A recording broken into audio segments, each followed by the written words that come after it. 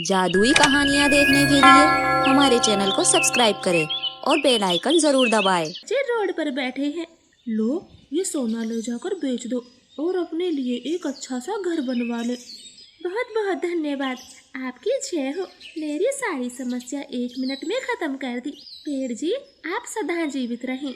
सोना लेकर गरीब चिड़िया वहाँ से चली जाती है। उसके बाद कई गरीब पक्षी आते, जिनकी मदद सोने का पेड़ खुशी खुशी करता है।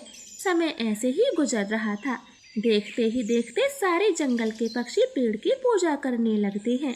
वो हर दिन सोने के पेड़ की साफ सफाई करने आते, उससे बातें करते। पेड़ जी, मेरा पति 1 नंबर का निकम्मा है। घर में खाने को कुछ भी कमा कर नहीं लाता। मैं बहुत दुखी हूँ और मेरा छोटा सा बेटा कई दिनों से बीमार है। कभी तुम ये हीरा ले जाओ, इससे तुम्हारे हालात सुधर जाएंगे। मगर तुम्हें इन पैसों से कोई कारोबार करना होगा, जब ये जिंदगी का गुजारा होगा। हाँ हाँ, कारोबार तो मैं जरूर करूँगी, आप चिंता ना करें। फिर सोने का पेड़ गौरी कवि को एक चमकता हुआ हीरा देता है। गौरी कवि हीरा लेकर बहुत खुश होती है और नाचते हुए अपने घर चली जाती। हाँ, नीम के पेड़, इस सोने के पेड़ को दिव्य शक्ति कहाँ से मिली होंगी? मुझे पता है, वो चांदनी रात थी। आसमान से एक सुंदर परी आई थी और इस खराब पेड़ को वरदान देकर चली गई। काश वो परी हमें भी सोने का बना देती। आती है, साल में एक बार वो जादुई परी जमीन पर आती है और पेड़ को दिव्य शक्ति देकर चली जाती है, क्योंकि 1 साल का समय खत्म होते ही पेड़ की शक्तियाँ कमजोर हो जाती हैं। ठीक है, तो आने दो इस बार जादुई परी को, मैं भी दिव्य शक्ति पाकर रहूँगा। ऐसे वो दोनों पेड़ परी के आने का इंतजार करते हैं। धीरे धीरे दिन बीतते गए। अब सोने का पेड़ कमजोर हो रहा था, साल खत्म होने वाला था। सोने के पेड़ बेटा, मेरी 2 बेटियों की शादी है। मैं एक विधवा गरीब औरत हूँ, मेरी कुछ मदद करें। बड़ी आशा करके आपके पास आई हूँ। बूढ़ी माँ जी, मेरे पास सिर्फ 1 सोने का सिक्का है, आप ये ले जाएं। 1 सोने का सिक्का, इससे तो कुछ नहीं होगा। मेरी बेटियों की जिंदगी का सवाल है। बूढ़ी माँ जी, मैं इतना ही दे सकता हूँ, आप यही ले जाएं। नाम बड़े, दर्शन छोटे, बेकार में ही इतनी दूर आना पड़ा। 1 सिक्का मेरे आने जाने में ही खर्च हो गया। ऐसे मुंह बनाते हुए वो चिड़िया वहाँ से चली जाती है। आज रात वो सुंदर परी आ जाए, वरना मैं किसी भी जरूरतमंद की मदद नहीं कर पाऊंगा। लोगों का विश्वास उठ जाएगा। देखो देखो दोस्त, सोने का पेड़ कमजोर हो चुका है, इसका मतलब वो परी आने वाली है। हमें तैयार रहना होगा। लेकिन नीम दोस्त, वो परी हमारे पास क्यों आएगी और हमें सोने का क्यों बनाएगी? चिंता मत करो, मेरे पास एक आइडिया है। फिर वो दोनों एक योजना बनाते हैं। शाम को कौवे पति पत्नी वहाँ से गुजर रहे थे, तब नीम का पेड़ उन्हें रोक लेता है। रुको रुको कौवो, हमारी बातें सुनो। कड़वे नीम के पेड़, जल्दी बताओ क्या बात है, हमें देर न लगाओ। क्या तुम दोनों को दुनिया का सबसे धनी पक्षी बनना है? हाँ हाँ, लेकिन तुम क्यों ऐसा बोल रहे हो? तुम तो फोकट के खाली कड़वे पेड़ हो, कोई जादुई सोने का पेड़ थोड़े ना हो जो हमें दुनिया का सबसे धनी पक्षी बनाएंगे। फिर नीम और जामुन का पेड़ कौवों को अपनी योजना बताता है। देखो दोस्तों, तुम बस इतना सा झूठा ड्रामा कर देना। अगर एक बार सुंदर परी ने हमें सोने का बना दिया तो हम तुम दोनों को माला माल कर देंगे, करोड़ों रुपए सोने के सिक्के देंगे। चिड़िया, तोता, कबूतर, सब पक्षी तुम्हारी गुलामी करेंगे, तुम राजा बन जाओगे। हम करेंगे, सब करेंगे। इतना अमीर बनना है तो मेहनत तो करनी पड़ेगी, और देखना 1 नंबर ड्रामा करेंगे। फिर कौवे का परिवार वहीं ठहर जाता है। देर रात हो गई थी, कौवे तो खराटे मार के सो रहे थे। नीम दोस्त, लगता है आज वो परी नहीं आएगी, चलो सो जाते हैं। नहीं नहीं जामुन दोस्त, वो परी कभी भी आ सकती है, हमें चौकन्ना रहना होगा। अगर थोड़ी सी भी लापरवाही हुई तो 1 साल का लंबा इंतजार करना पड़ेगा। ठीक है, मैं थोड़ी देर सो जाता हूँ, इतने तुम ध्यान रख ले, फिर मैं जागूंगा और तुम सो जाना। इतना बोलकर जामुन का पेड़ भी सो जाता है। कुछ देर बाद आसमान से जादुई परी आती है। सोने का पेड़ तो उसे देखकर बहुत खुश होता है। आइए आइए परी जी, आपका जमीन पर स्वागत है। सोने के पेड़, आपने हर जरूरतमंद की सहायता तो की है ना? जी जी परी, मैंने सबकी मदद की और देखें मेरे पास शक्ति नहीं बची, इसलिए आप मुझे थोड़ी दिव्य शक्ति और दे दें। एक बेचारी बूढ़ी पक्षी खाली हाथ लौट कर गई, भला बुरा भी बोल के गई थी। कव्वो कव्वो जागो, परी आ गई है, जल्दी जागो। कालू गौरी तो एकदम से उठते हैं और भागे भागे परी के पास पहुंच जाते और जोर जोर से रोने लगते हैं। हाय हाय हाय, परी जी, ये पेड़ बहुत बुरा है। मैं इसके पास कई बार आई, मगर इसने मुझे मार मार कर भगाया। मैं बहुत दुखी हूँ, मैं बहुत दुखी हूँ। हाँ परी जी, ये तो बुरे और लालची पक्षियों की मदद करता है। हम भोले भाले पक्षियों को कुछ नहीं देता, अपनी मोटी डाली से मार मार कर भगाता है। मेरी कमर टूट गई थी, अब जाके ठीक हुई है।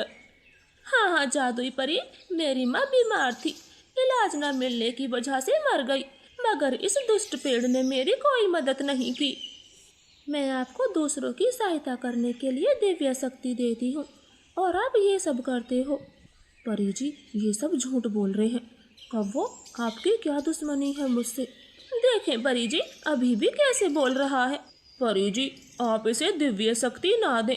वो नीम का पेड़ बहुत अच्छा और दयालु है, आप उसे सोने का बना दें। पेड़, मुझे ये उम्मीद नहीं थी आपसे, तुम आज से ही साधारण पेड़ होंगे। फिर जादुई परी सोने के पेड़ को मामूली पेड़ बना देती है और नीम के पेड़ को सोने का बनाकर आसमान में चली जाती है। सुबह हो जाती है, सारे पक्षी नीम के पेड़ के पास जाते हैं।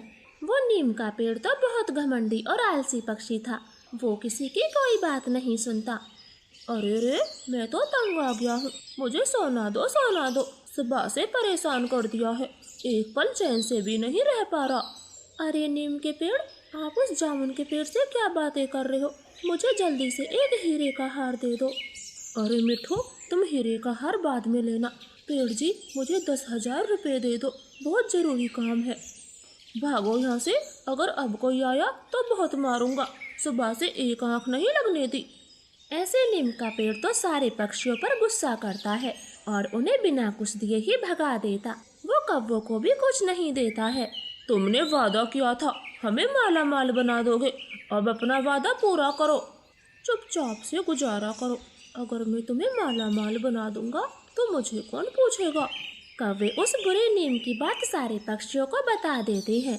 दोस्तों, हमसे गलती हो गई, पहले वाले सोने का पेड़ कितना अच्छा था, कभी खाली हाथ नहीं लौट आया।